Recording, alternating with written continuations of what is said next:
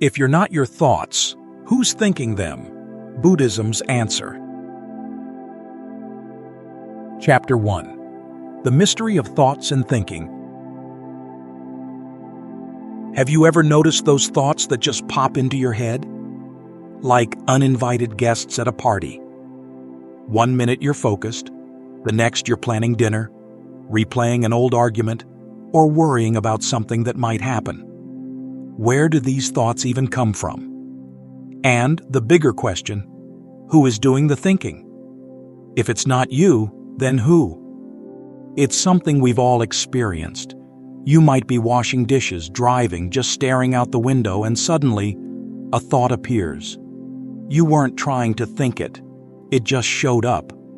This isn't some kind of mental glitch. It's the default mode of the untrained mind.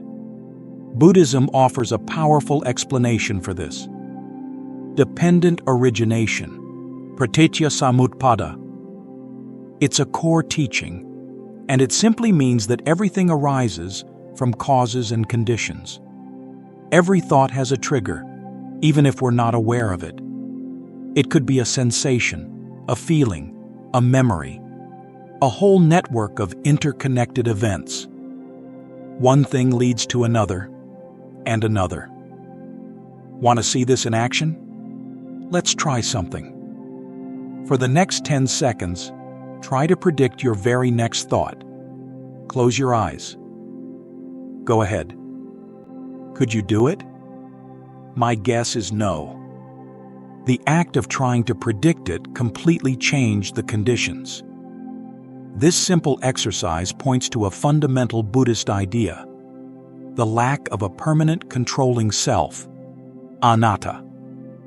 The Buddha, as he sat under the Bodhi tree, deeply observed his own mind. The Majjhima Nikaya describes his profound insights into the nature of consciousness. He saw thoughts rising and falling, like ripples, without any permanent thinker pulling the strings. And we all experience that inner voice, that constant mental chatter. Buddhists call it the monkey mind, restless, always jumping from one thing to the next. Think about the kinds of thoughts that fill your mind. Planning, what's for dinner? Remembering, did I lock the door? Judging, they shouldn't have done that. Worrying, what if I fail? Just becoming aware of these patterns is a huge first step. This constant stream of thoughts can be overwhelming, but it also reveals something important about the nature of our minds. It creates this feeling that there's a solid me in the center of it all, doing the thinking. We mistakenly identify with the process of thinking and believe there's a permanent I behind it. But what if that I is just another thought within the stream? Because thoughts are impermanent. This constant change shows us that there's no fixed, unchanging self behind our thoughts. It's like a river, always flowing, never the same from one moment to the next. The water is never the same. The currents are always shifting, just like our thoughts. One thought triggers another, a chain reaction. A thought about work leads to a worry about a deadline, which brings up a memory of a past mistake, which sparks anxiety. This is the principle of cause and effect in action. Here's something to keep in mind. Trying to force your thoughts to stop is like trying to stop a river with your bare hands. It just makes things more turbulent. The harder you try to control your mind, the more chaotic it can become. So, what if, instead of fighting the current, you just observed it? That's where mindfulness, sati, comes in. The Satipatthana Sutta, a key text on mindfulness meditation in Buddhism, gives us clear guidance on how to cultivate this non-judgmental awareness. It's about paying attention to each moment, without getting carried away. When you simply notice your thoughts, without judging them or getting involved in their stories, something shifts. You create a little space. You start to see that you are not your thoughts. You are the awareness that observes them. And this isn't just a philosophical idea. Modern research, like the work of Dr. 𝐂𝐻𝐿, founder of mindfulness-based stress reduction, MBSR, shows that mindfulness practices can actually change the brain structure, reducing stress and improving focus. It physically creates more distance between you and your usual reactive patterns. Let's try it right now. Just for 10 seconds, observe your thoughts. Don't try to change them, just watch them, like clouds drifting by. Did you notice anything? Perhaps somewhat more stillness? Somewhat more space? That's the beginning of freedom. That is the power of bare observation. Chapter 2. The Empty Center. Looking for the Thinker. There's a common assumption that there's a thinker behind our thoughts, a separate self that controls them. If our thoughts aren't a fixed self, if they come and go, then what are we? This is where we start to look for that supposed owner of all this mental activity.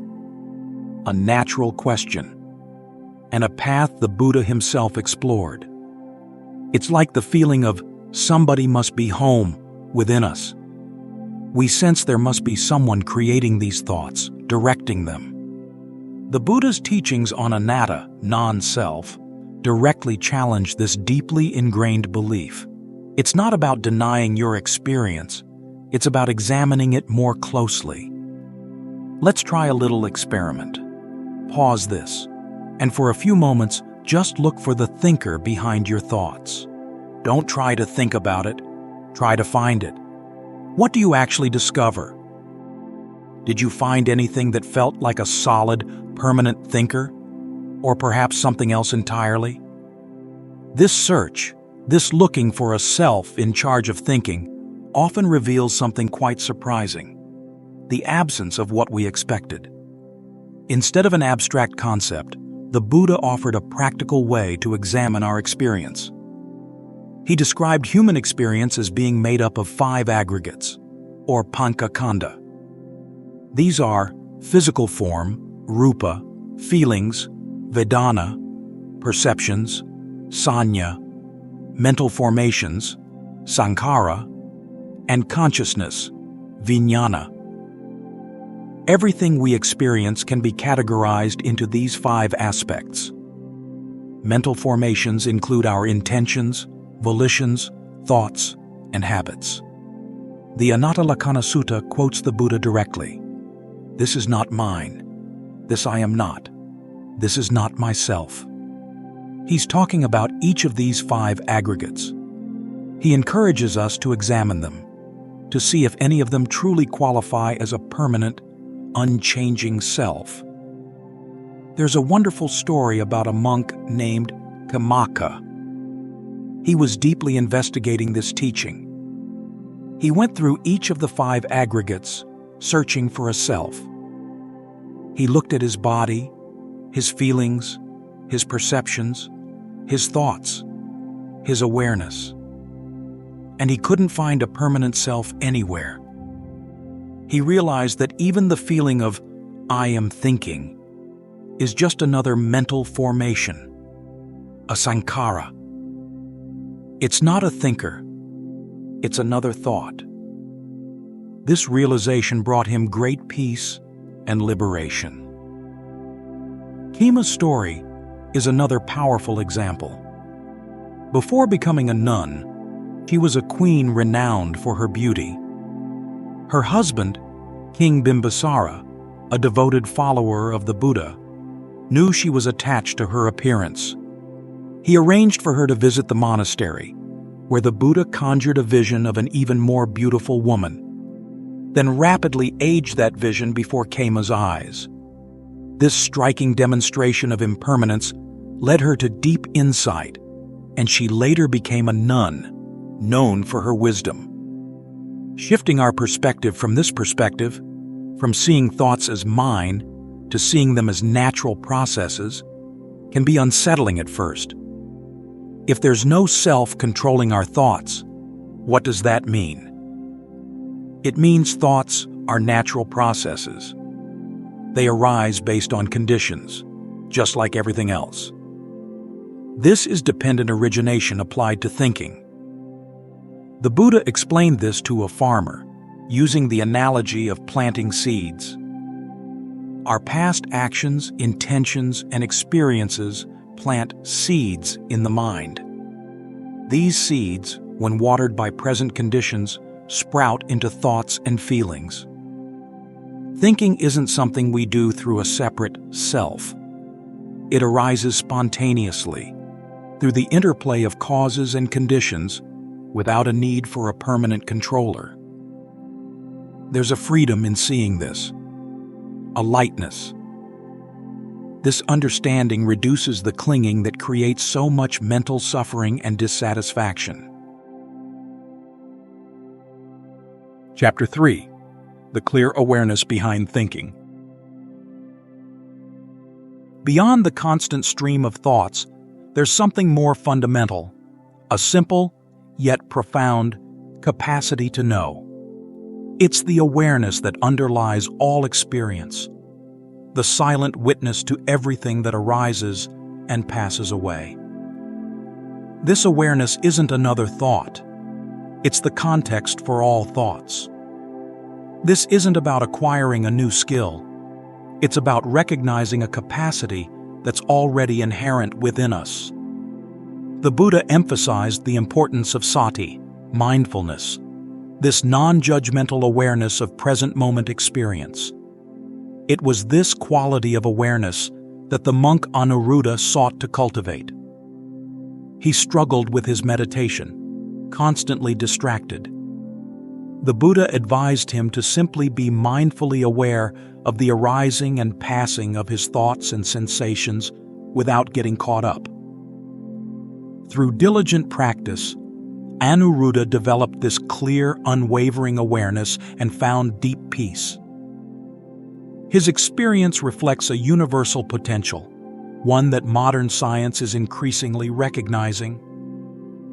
Neuroscience is showing that the brain has a natural capacity to observe its own activity, a built-in ability, a fundamental aspect of consciousness. Imagine a mirror reflecting whatever appears before it, without being changed by the reflections. This inherent ability to observe is what allows us to experience those moments of clarity. Consider those brief moments when the thinking mind quiets down, perhaps between breaths, in quiet contemplation, or when deeply absorbed in something enjoyable. In those moments, there's a sense of inner spaciousness. The Buddha encouraged the practice of jhana, meditative absorption, deep states of concentration that unify and still the mind. Even brief glimpses of this mental clarity awaken us to this potential. The mind can be likened to a vast open sky. Thoughts, feelings, sensations, they're like clouds passing through. The clouds come and go, but the sky itself remains unaffected, spacious, and clear. This traditional Buddhist metaphor beautifully illustrates the relationship between awareness and the contents of consciousness. Recognizing this spaciousness is where we find freedom from the turbulence of the thinking mind. And this spaciousness isn't empty. It has a distinct quality. This awareness isn't inert. It has a quality of equanimity, upekkha, a balanced, even-minded attention that doesn't get caught up in attraction or aversion. Equanimity, one of the 4 Brahma Viharas, sublime states, was taught by the Buddha as a key quality for liberation. This ancient wisdom is increasingly supported by modern research. Studies show that training in equanimity changes how the brain responds to emotional stimuli, reducing reactivity and creating inner space and stability. This balanced awareness, this ability to be present with whatever arises without getting swept away, is the essence of inner peace. It's not about stopping thoughts. It's about changing our relationship to them. Chapter 4. Living with this understanding. So, how do we integrate this understanding of the thought process into our everyday lives? It's about cultivating a wiser relationship with our thinking, one of mindful engagement rather than constant struggle. The Buddha never said we should eliminate thoughts entirely.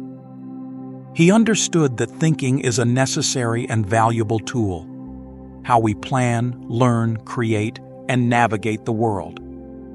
The key is to use thoughts wisely, without being controlled by them. He taught us about yoniso manasikara, wise attention, paying attention in a way that leads to understanding and liberation, rather than confusion and suffering.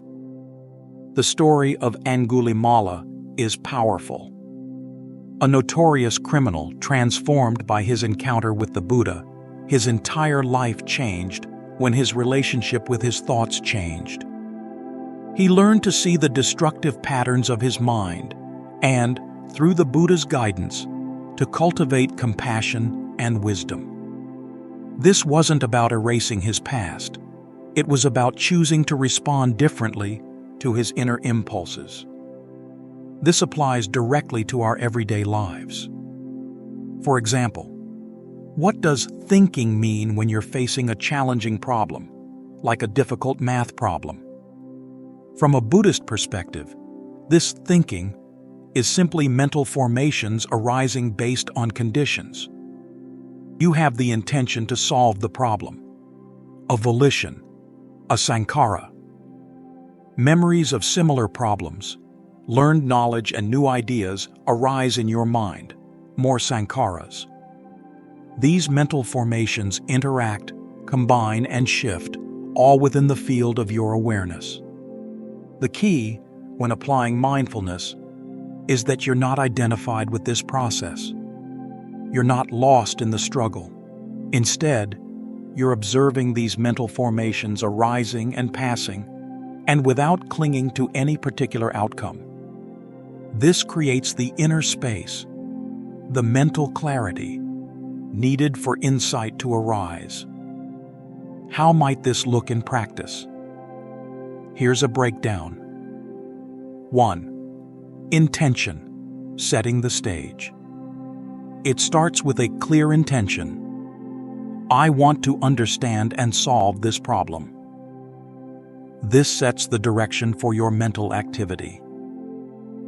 2. Observation, mindful engagement. As you work, you mindfully observe the thoughts, formulas, and strategies that arise. You notice frustration, dead ends, and new ideas. 3. Space, creating room. Instead of forcing a solution, you allow space. You might take a break, take a few deep breaths, or simply step away for a moment. This isn't procrastination. It's creating mental space for new connections to form. 4. Equanimity, staying balanced. You cultivate equanimity, understanding that the solution may take time. You're present with the process, not attached to a specific outcome. 5. Insight, allowing for emergence.